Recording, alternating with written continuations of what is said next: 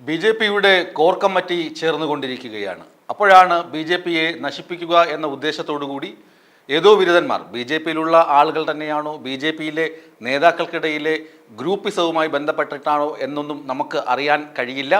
കേരള ബി.ജെ.പിയുടെ ഔദ്യോഗിക പേജിൽ, ഫേസ്ബുക്ക് പേജിൽ അവർ പങ്കുവച്ച ഒരു പോസ്റ്റാണ് ഈ വാർത്തയുടെ അടിസ്ഥാനം.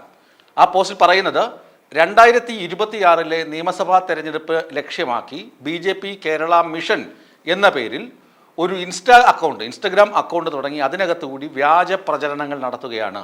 ഇതിൻ്റെ പിന്നിൽ പൊളിറ്റിക്കൽ ഇസ്ലാമുകളും അതിനെ പ്രോത്സാഹിപ്പിക്കുന്ന കോൺഗ്രസ്സുകാരെന്നുമാണ് കേരള ബി.ജെ.പിയുടെ FB കമൻറ്റ്. ചില സോഷ്യൽ മീഡിയയിലെ ആളുകളും ഇതിനെ പിന്തുണയ്ക്കുന്നുണ്ട്, ഇതുമായി മുന്നോട്ട് പോകുന്നുണ്ട്. ഇതിൽ പൊതുജനവും ജനാധിപത്യ വിശ്വാസികളും ആകരുതെന്നും ഈ പോസ്റ്റിൽ പറയുന്നുണ്ട്. സംഭവം ഇത്രയേ ഉള്ളൂ. ചില നേതാക്കളുടെ ഫോട്ടോ, എന്നിട്ട് അവർ അടുത്ത് മത്സരിക്കുന്നത് ഏത് നിയോജക മണ്ഡലമായിരിക്കും, ഇപ്പോഴേ പ്രവർത്തനം പ്രവർത്തനം തുടങ്ങിയാൽ മാത്രമേ ബി.ജെ.പിക്ക് പിടിക്കാൻ കഴിയുകയുള്ളൂ, നേരത്തെ തന്നെ കാലേക്കൂട്ടി തന്നെ പ്രവർത്തനങ്ങൾ ആരംഭിക്കണമെന്ന് ആഹ്വാനം ചെയ്യുന്നതാണ് ഇൻസ്റ്റഗ്രാം പോസ്റ്റുകൾ. അതിൻ്റെ പിന്നിൽ പൊളിറ്റിക്കൽ ഇസ്ലാമും കോൺഗ്രസുമാണെന്ന് ബി.ജെ.പി പറയുന്നുണ്ട്. CPM-കാർക്ക് അങ്ങനെ ചെയ്യാൻ കഴിയില്ല, കാരണം CPM കാരായിരിക്കില്ല ഇതിൻ്റെ പിന്നിലെന്ന് കേരള ബി.ജെ.പി കൃത്യമായ നിലപാട് എടുക്കുകയും ചെയ്തിട്ടുണ്ട്. ബി.ജെ.പി ഒരിക്കലും CPM-നെ ഈ അവസരത്തിൽ കടന്ന് ആക്രമിക്കുന്നുമില്ല.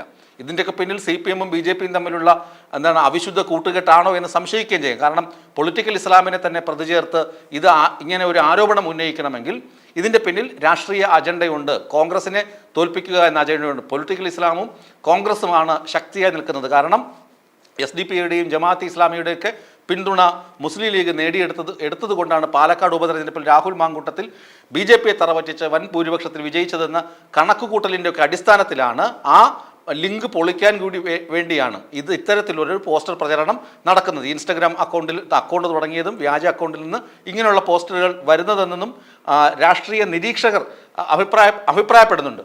കാരണം അവർക്ക് ബി.ജെ.പിക്ക് കോൺഗ്രസിനെയാണ് പരാജയപ്പെടുത്തേണ്ടത്, CPM-നല്ല എന്ന് ധരിക്കുന്നതാണ് ഈ മറുപടിയിലുള്ളത്. ഇനി ആ പോസ്റ്റിന്റെ ഉള്ളടക്കം നോക്കാം. ബി.ജെ.പി കേരള മിഷൻ 2026 എന്ന പേരിൽ ഒരു ഇൻസ്റ്റഗ്രാം അക്കൗണ്ടും അതിനെ ചുറ്റിപ്പറ്റി പല നിയോജക മണ്ഡലങ്ങളിൽ ബി.ജെ.പിയുടെ പല നേതാക്കളുടെയും പേരിൽ അവരെ സ്ഥാനാർത്ഥി എന്ന രീതിയിൽ അവതരിപ്പിച്ചുകൊണ്ട് മറ്റ് ചില ഇൻസ്റ്റഗ്രാം പേജുകളിലും തുടങ്ങിയതായി കാണുന്നു. ഇതേ ആളുകളുടെ പേര് വിക്കിപീഡിയയിലും 2026 സ്ഥാനാർത്ഥികളായി അവതരിപ്പിച്ചിട്ടുണ്ട്.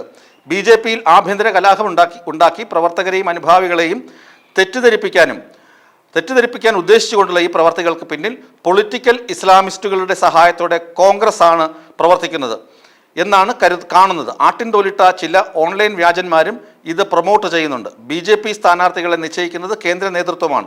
ഇപ്പോൾ ബി.ജെ.പി മുഴുവനായും ശ്രദ്ധ കേന്ദ്രീകരിക്കുന്നത് 2025 തദ്ദേശ സ്വയംഭരണ തെരഞ്ഞെടുപ്പിലേക്കാണ്. ഇത്തരം ചതിക്കുഴികളിൽ വീഴരുത് എന്ന് ബഹുമാന്യരായ പൊതുജനങ്ങളോടും സഹപ്രവർത്തകരോടും അഭ്യർത്ഥിക്കുന്നു. ഇതുമായി ബന്ധപ്പെട്ട് ഞങ്ങൾ ഔദ്യോഗികമായി തന്നെ നിയമ നടപടി സ്വീകരിക്കുന്നതാണ് എന്നാണ് ആ പോസ്റ്റിൻ്റെ ഉള്ളടക്കം.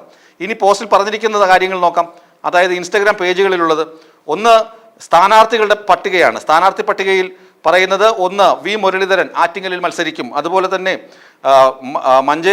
മഞ്ചേശ്വരത്ത് ML അശ്വിനി മത്സരിക്കും, ശോഭാ സുരേന്ദ്രൻ ഹരിപ്പാട് മത്സരിക്കും, അതുപോലെ പത്മജ വേണുഗോപാലാകും തൃശ്ശൂരിൽ മത്സരിക്കുക, എസ് സുരേഷ് കാട്ടാക്കടയിൽ നിന്ന് ജനവിധി തേടും, അതുപോലെ തന്നെ ഷോൺ ജോർജ് പൂഞ്ഞാറിൽ മത്സരിക്കും, അതുപോലെ യുവരാജ് ഗോകുൽ നേമത്ത് മത്സരിക്കും, അങ്ങനെ പിന്നെ മേജർ രവി പരവൂരിൽ മത്സരിക്കും, സന്ദീപ് വാചസ്പതി മത്സരിക്കുന്നുണ്ട്, സന്ദീപ് വാചസ്പതി മത്സര രംഗത്തുണ്ട്. അവരൊക്കെ പേരുകളാണ്. സന്ദീപ് വാചസ്പതി ആലപ്പുഴയിലായിരിക്കും മത്സരിക്കുക. അങ്ങനെ ഓരോ സ്ഥാനാർത്ഥികൾ നേതാക്കളുടെ ഫോട്ടോ വെച്ചിട്ടുണ്ട്, അവരുടെ നിയോജക മണ്ഡലവും വെച്ചുകൊണ്ടാണ് ഈ പ്രചരണം വരുന്നത്. കാരണം ഇത് കാലേക്കൂട്ടി ചെയ്താൽ മാത്രമേ ബി.ജെ.പിക്ക് വിജയിക്കാൻ കഴിയുകയുള്ളൂ എന്ന തരത്തിലാണ് ഈ പ്രചരണം നടക്കുന്നത്. ഇതിനെ പ്രതിരോധിച്ചുകൊണ്ടാണ് ബി.ജെ.പിയുടെ ഔദ്യോഗിക പേജിൽ നേരത്തെ ഞാൻ പറഞ്ഞ ആ കുറിപ്പ് പ്രത്യക്ഷപ്പെട്ടത്. ആ കുറിപ്പിൽ പൊളിറ്റിക്കൽ ഇസ്ലാമിസ്റ്റുകളെയും കോൺഗ്രസിനെയുമാണ് കുറ്റപ്പെടുത്തുന്നത്. അവിടെയാണ് രാഷ്ട്രീയ ധ്വനിയുള്ളത്. കാരണം കോൺഗ്രസിനെയും മുസ്ലിം ലീഗിനെയും മുസ്ലിം സമുദായത്തെയും ഒക്കെയാണ് ബി.ജെ.പിക്ക് പരാജയപ്പെടുത്താനുള്ളത്, CPM-നല്ല. അപ്പോൾ ഇതിൻ്റെ പിന്നിൽ, ഈ പോസ്റ്റർ പ്രചരണത്തിൻ്റെ പിന്നിൽ, വ്യാജ ഇൻസ്റ്റഗ്രാം അക്കൗണ്ടുകളുടെ പിന്നിൽ പൊളിറ്റിക്കൽ ഇസ്ലാമും കോൺഗ്രസുമാണെന്ന് വരുത്തി തീർത്തിട്ട് ഹിന്ദു ഭൂരിപക്ഷ വോട്ട് ഈ ബി.ജെ.പിക്ക് ഇതിനെ ലഭിക്കാനുള്ള സൂത്രമായിട്ട് വേണമെങ്കിലും ഇതിനെ കരുതാം. കാരണം ഇതിൻ്റെ പിന്നിൽ ബി.ജെ.പിയുടെ ഏതോ ബുദ്ധിരാക്ഷസന്മാരാണ് ഇതിൻ്റെ പിന്നിലെന്ന് വ്യക്തമാകുന്ന പോസ്റ്റുകളാണിത്. എന്നാൽ അത് ബി.ജെ.പിക്കാർ ചെയ്തതല്ല, പൊളിറ്റിക്കൽ ഇസ്ലാമിസ്റ്റുകളും അതുപോലെ തന്നെ കോൺഗ്രസും ചെയ്തതാണ് എന്ന് വരുത്തി തീർക്കാനുള്ള ശ്രമം നടക്കുന്നുണ്ട് ബി ജെ പിക്കുള്ളിൽ നിന്ന്. അതുപോലെ തന്നെ ബി ജെ പി ഇതിനെതിരെ നിയമ നടപടി സ്വീകരിക്കുമെന്നും പറയുന്നു. ഏതായാലും പാർട്ടിയുടെ കോർ കമ്മിറ്റി നടക്കുന്ന ഈ ദിവസങ്ങളിൽ തന്നെ ഇത്തരത്തിലുള്ളൊരു വിവാദം കൂടി ബി ജെ പി തുടങ്ങി വെച്ചത് കൃത്യമായി മുൻ നിശ്ചയിച്ച പ്രകാരമായിരിക്കും, അല്ലെങ്കിൽ മുൻകൂട്ടി പ്ലാൻ ചെയ്തതുപോലെ ആയിരിക്കും. അതേ അവസരം തന്നെ പി കെ കൃഷ്ണദാസും എം ടി രമേശും ഒക്കെ നേരത്തെ പറഞ്ഞിരുന്നു കോർ കമ്മിറ്റി കൂടാതെ, പാർട്ടിയുടെ കോർ കമ്മിറ്റി കൂടാതെ ഒരു യോഗങ്ങളിലും പങ്കെടുക്കില്ല എന്ന്. അതുകൊണ്ട് തന്നെ ഇന്നത്തെ കോർ കമ്മിറ്റിയിൽ അവരൊക്കെയും പങ്കെടുക്കുന്നുണ്ട് എന്നാണ് വിവരങ്ങൾ പുറത്തു വരുന്നത്.